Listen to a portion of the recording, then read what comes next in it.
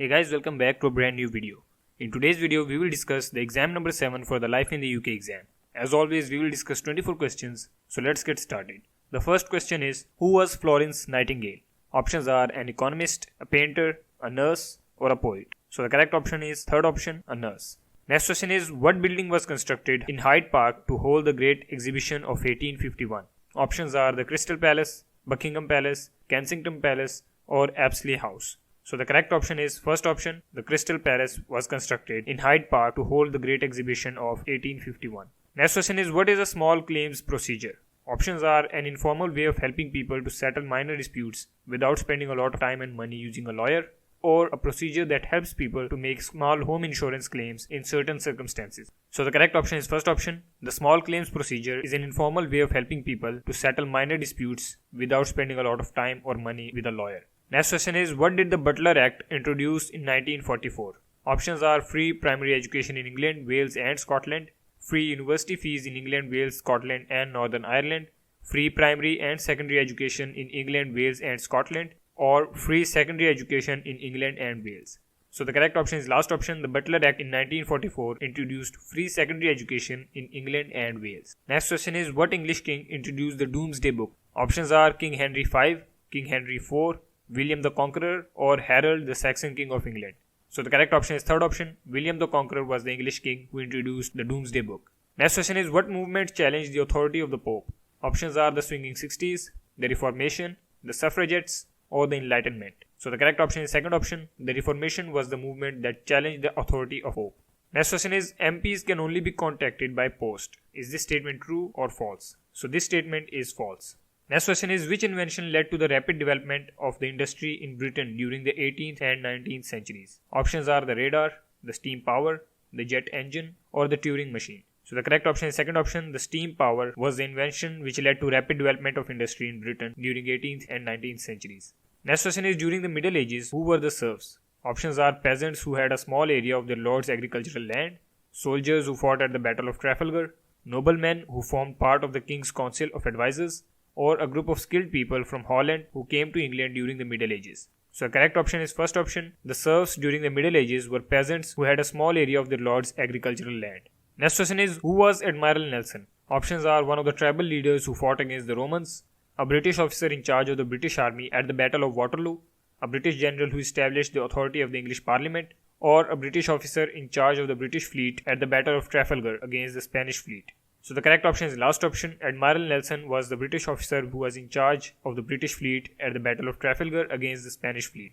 Next question is, how did the government promote policies of free trade during the Victorian age? Options are abolishing a number of taxes on imported goods, abolishing the exportation of local procedure of local produce, preventing the importation of cheap raw materials, or preventing the importation of cheap grain. So the correct option is first option. The government promoted policies of free trade during the Victorian age by abolishing a number of taxes on imported goods. Next question is, how old do citizens of the UK, the Irish Republic, or the Commonwealth have to be to stand for public office? Options are 18, 21, 16, or 25. So the correct option is first option. The citizens have to be at least 18 years old in order to stand for public office. Next question is, which two of the following policies are not controlled by the devolved administrations? Options are health, education, defense, or immigration. So the two correct options are the last two ones. Defense and immigration are two policies that are not controlled by devolved administrations. Next question is, Northern Ireland uses a system called individual registration, and all those who are entitled to vote must complete their own registration form. Is this statement true or false? So this statement is true. Next question is, which of the following wars took place between 1899 and 1902 in South Africa? Options are the 100 Years' War, the Boer War, the First World War, or the Crimean War. So the correct option is second option, the Boer War. Next question is, what is the capital city of Northern Ireland? Options are Cork, Edinburgh, Belfast, or Dublin. So the correct option is third option. Belfast is the capital city of Northern Ireland. Next question is, what does Hogmanay refer to? Options are Christmas Day in Wales, New Year's Eve in Scotland, Christmas Day in Scotland, or New Year's Eve in Wales. So the correct option is second option. Hogmanay refers to the New Year's Eve in Scotland. Next question is, why is 1928 an important year in women's voting history? Options are women were given the right to vote at the age of 18, the same as men. Women were given the right to vote at the age of 25. Women were given the right to vote at the age of 30. Or the last option is women were given the right to vote at the age of 21, the same as men. So the correct option is last option. 1928 is very important because this year women were given the right to vote at the age of 21, the same age as men. Next question is who was born in Stratford-upon-Avon? Options are Jane Austen, Charles Dickens, William Shakespeare or Thomas Hardy. So the correct option is third option. William Shakespeare was born in Stratford-upon-Avon. Next question is which two responsibilities will you have as a British citizen? Options are to buy food locally, to volunteer in a community project at least once a year, to look after yourself and your family, or to respect the rights of others, including their right to their own opinions. So the correct two options are the last two ones, to look after yourself and your family, and to respect the rights of others, including their right to their own opinions. These are two responsibilities you will have as a British citizen. Next question is where is the Lake District National Park located? Options are Scotland, Wales, England or Northern Ireland. So the correct option is third option, England. Next question is £100 is the highest value note in circulation in the UK. Is this statement true or false? So this statement is clearly false. Next question is the last battle between Britain and France was the Battle of Waterloo. Is this statement true or false?